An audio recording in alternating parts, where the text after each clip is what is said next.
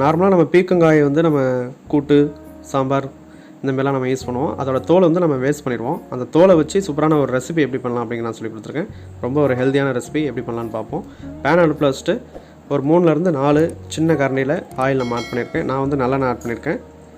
ஏன்னா நான் துவையல் இதுக்கெலாம் வந்து நல்லெண்ணெய் நல்லாயிருக்கும். இதில் ஒரு 7-8 பல்லு பூண்டு, ஒரு இஞ்சி துண்டு எடுத்து அதை பொடியாக கட் பண்ணி ஆட் பண்ணிக்கலாம். இதை 1 நிமிஷம் அளவுக்கு நல்லா ஆயிலில் வதக்கிடலாம்.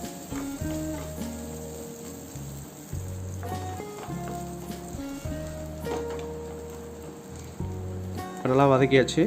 இப்போ ஒரு 3 வரமிளகா ஆட் பண்ணிக்கலாம். காரம் கொஞ்சம் உங்களுக்கு அதிகமாக வேணும் அப்படின்னா 4-5 கூட நீங்கள் ஆட் பண்ணிக்கோங்க. வரமிளகா எப்போயுமே நம்ம அந்த காம்போடு நம்ம போடணும். அதை நம்ம மிக்ஸி ஜாரில் அரைக்கும் போது தான் இந்த காம்பை ரிமூவ் பண்ணணும். இப்போ அந்த பீர்க்கங்காய் தோல் நம்ம இதில் ஆட் பண்ணிக்கலாம். பீர்க்கங்காய் தோல் நம்ம அந்த சீவும் போது சீவிட்டு நல்லா வாஷ் பண்ணி இதில் ஆட் பண்ணிக்கோங்க.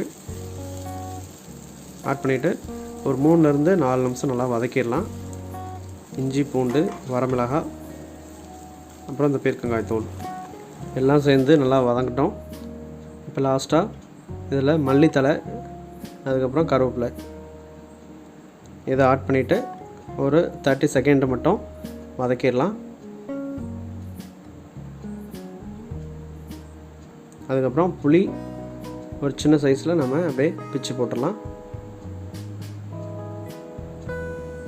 சால்ட்டு தேவையான அளவுக்கு நம்ம ஆட் பண்ணிக்கோங்க. பத்தலைனா கூட அப்புறம் நம்ம தூள் ஆட் பண்ணிக்கலாம்.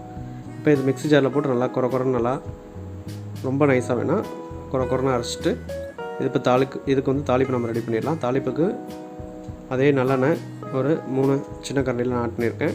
கடுகு உளுத்தம் பருப்பு இதை நல்லா பொரிய விடலாம். காஞ்சதுக்கப்புறம் நல்லா பொரியுது. இப்போ பச்சை கருவேப்பிலை ஒரு 2 கொத்து பிச்சு போட்டுடலாம். அதில் இப்போ நம்ம அரைச்சி வச்சுருந்துற பீர்க்கங்காய் தோல் சட்னி துவையல் எப்படின்மா சொல்லிக்கலாம். அது இதில் நம்ம ஆட் பண்ணிக்கலாம். ஆட் பண்ணிவிட்டு இந்த நல்லெண்ணெயோட நல்லா கிளறி விட்டோம் அப்படின்னா சூப்பரான டேஸ்ட்டில் ஒரு ஹெல்த்தியான பீர்க்கங்காய் தோல் ரெசிபி, பீர்க்கங்காய் தோல் சட்னி அப்படின்னு கூட சொல்லலாம், இல்லை துவையல் அப்படின்னு சொல்லலாம்.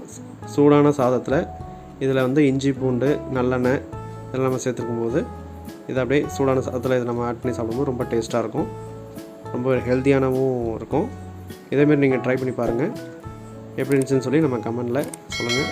நம்ம சேனலை சப்ஸ்கிரைப் பண்ணிக்கோங்க. பக்கத்தில் இருக்க பெல் பட்டனை கிளிக் பண்ணி ஆல்ங்கிற ஆப்ஷன் செலக்ட் பண்ணிக்கோங்க. தேங்க்ஸ் ஃபார் வாட்சிங். தேங்க்யூ.